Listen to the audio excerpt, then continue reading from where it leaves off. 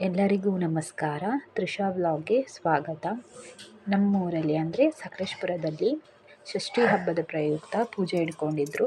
ಇಲ್ಲಿ ವರ್ಷ ಗ್ರ್ಯಾಂಡಾಗಿ ಆಗುತ್ತೆ. 6-7 ವರ್ಷದಿಂದನೂ ಗ್ರ್ಯಾಂಡಾಗಿ ಮಾಡ್ತಿದ್ದಾರೆ. ನೋಡಿ, ಸಿದ್ದೇಶ್ವರ ಸ್ವಾಮಿಯ ದೇವಸ್ಥಾನ ಅಲ್ಲೇ ಪಕ್ಕದಲ್ಲೇ ಇರೋದು. ಒಂದು 20 ಹೆಜ್ಜೆ ಆಗುತ್ತಷ್ಟೇ. ಅದಕ್ಕೆ ಕೈ ಮುಕ್ಕೊಂಡು ಹೋಗೋಣ ಅಂತ ಹೇಳ್ಬಿಟ್ಟು ಬಂದಿದ್ವಿ. ಕೈ ಮುಕ್ಕೊಂಡ್ವಿ. ಬಸವೇಶ್ವರ ಸ್ವಾಮಿ ಗುಡಿ ಇದು ನಾಗ ಪ್ರತಿಷ್ಠಾಪನೆ ಮಾಡಿರೋದು. ಮತ್ತು ಹೊಂಬಾಳಮ್ಮ ಅಂತ ದೇವಿದೆ, ಅದರ ಈ ಕಡೆ ಇದೆ. ಅಲ್ಲಿ ಕೈ ಮುಕ್ಕೊಂಡ್ವಿ. ಹೊಂಬಾಳಮ್ಮ ಅಂತ ನಾನು ಹೇಳಿದ್ದಲ್ಲ, ಆ ದೇವ್ರನ್ನ ಇಲ್ಲಿ ಪ್ರತಿಷ್ಠಾಪನೆ ಮಾಡಿದ್ದಾರೆ. ಇಲ್ಲೂ ಕೈ ಮುಕ್ಕೊಂಡ್ವಿ. ಅಲ್ಲಿ ಬಸವೇಶ್ವರ ದೇವಸ್ಥಾನ ಅದು ಗುಡಿ ಒಳಗಡೆ ನಮಗೆ ಪ್ರವೇಶ ಇಲ್ಲ. ಅದಕ್ಕೆ ಈ ಕಡೆ ಕೈ ಮುಕ್ಕೊಂಡು ಈ ಕಡೆ ಬಂದ್ವಿ. ಇದು ನಾಗ ಪ್ರತಿಷ್ಠಾಪನೆ ಮಾಡಿದಾರಲ್ಲ ಆ ಸ್ಥಳ. ಅಲ್ಲಿ ಇವಾಗ ಹೋಗ್ತಾ ಇದ್ದೀವಿ. ಹೋದ್ವಿ. ಹೋಮ ಎಲ್ಲ ಮುಗ್ದಿತ್ತು. ಅಂದರೆ ನಾನು ಬಂದು ಸ್ವಲ್ಪ ಲೇಟ್ ಆಯಿತು. ಕೆಲಸ ಮುಗಿಸ್ಕೊಂಡು ಬಂದಿದ್ದು ಲೇಟ್ ಆಯಿತು. ಹೋಮ ಎಲ್ಲ ಮುಗ್ದಿತ್ತು. ಆದರೆ ತೀರ್ಥ ಎಲ್ಲ ಕೊಡ್ತಾಯಿದ್ರು. ಅದಕ್ಕೆ ಕೈ ಮುಕ್ಕೊಂಡ್ವಿ. ಕೈ ಮುಕ್ಕೊಂಡು ತೀರ್ಥ ಎಲ್ಲ ಇಸ್ಕೊಂಡು ಪ್ರಸಾದ ಕೊಟ್ಟರು. ಪ್ರಸಾದನೂ ಇಸ್ಕೊಂಡು ಆ ಕಡೆ ಬಂದೆ. ನನ್ನ ನಾದಿನಿನೂ ಇದ್ಲು. ಆಮೇಲೆ ನನ್ನ ಗಂಡನ ಅಕ್ಕನ ಮಗಳೂ ಇದ್ಲು. ಅವ್ರು ಬರಲಿ ಅಂತ ಕಾದೆ. ಆಮೇಲೆ ಅವ್ರು ಬಂದರು. ಬಂದಮೇಲೆ ಆ ಕಡೆ ಅಂದರೆ ಅಲ್ಲೂ ಪೂಜೆ, ಆ ಕಡೆನೂ ಸೈಡಲ್ಲಿ ಪೂಜೆ ಆಗ್ತಿದೆ. ಅದು ನೆಕ್ಸ್ಟು ತೋರಿಸ್ತೀನಿ, ನಾನು ಹೇಳ್ತೀನಿ ನೋಡಿ. ಇಲ್ಲಿ ನೋಡಿ, ಇದೇ ಬಸವೇಶ್ವರ ಗುಡಿ. ಆ ಪಿಂಕ್ ಕಲರ್ ಪೈಂಟ್ ಹೊಡ್ತಿದಾರಲ್ಲ ಅದೇ. ಅದ್ರ ಪಕ್ಕ ಈ ಕಡೆ ಇರೋದು, ಅದ್ರ ಮಧ್ಯದಲ್ಲಿರೋದು ಹೊಂಬಾಳಮ್ಮ. ಇದು ನೋಡಿ, ಇದೇ ಮೇನ್ ಸ್ಥಳ.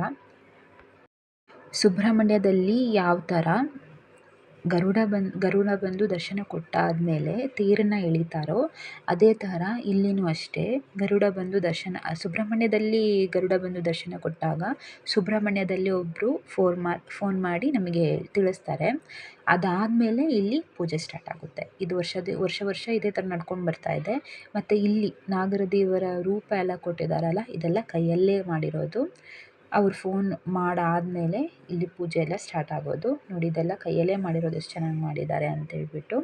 ಮತ್ತು ಇಲ್ಲಿ ಇನ್ನೊಂದೇನು ವಿಶೇಷತೆ ಅಂದರೆ, ಸುಬ್ರಹ್ಮಣ್ಯ ಒಂದು ಷಷ್ಠಿ ಟೈಮಲ್ಲಿ ಸಖತ್ತು ರಶ್ ಇರುತ್ತೆ. ಸುಬ್ರಹ್ಮಣ್ಯ ಹೋಗೋಕ್ಕೂ ಆಗೋಲ್ಲ. ಅದ್ರ ಪರವಾಗಿ ಯಾರಾದ್ರೂ ಏನಾದರೂ ಕಜ್ಜಿ ಆದಾಗ, ಮತ್ತು ಏನಾದರೂ ಮೈ ಮೇಲೆ ಸರ್ಪ ಸುತ್ತಾಗೋದು, ಈ ಥರ ಏನಾದರೂ ಪ್ರಾಬ್ಲಮ್ ಇದ್ದರೆ ಅದನ್ನು ಇಲ್ಲಿ ಬೇಡಿಕೊಂಡ್ರೆ ಅದು ನೆರವೇರಾದಮೇಲೆ ಬೆಳಗಿಂದ ಸಂಜೆವರೆಗೂ ಉಪವಾಸ ಹಿಡಿದು ನೆಲದಲ್ಲಿ ಊಟ ಮಾಡ್ತೀನಿ ಅಂತ ಹೇಳ್ಬಿಟ್ಟು ಇಟ್ಕೋತಾರಂತೆ. ಎಷ್ಟೋ ಜನ ಆ ಥರ ಅಲ್ಲಿ ಊಟ ಮಾಡ್ತಾಯಿದ್ರು. ಅದನ್ನು ತಿಳ್ಕೊಂಡು ಹೇಳ್ತಾ ಇದ್ದೀನಿ ಅಷ್ಟೇ. ನೋಡಿ ಎಷ್ಟು ಚೆನ್ನಾಗಿ ಮಾಡಿದ್ದಾರೆ ಅಂತ ಹೇಳ್ಬಿಟ್ಟು. ಇದಾದಮೇಲೆ ಕೆಳಗೆ ಅಕ್ಷತೆಯಲ್ಲಿ ಹಣೆ ಇಟ್ಟು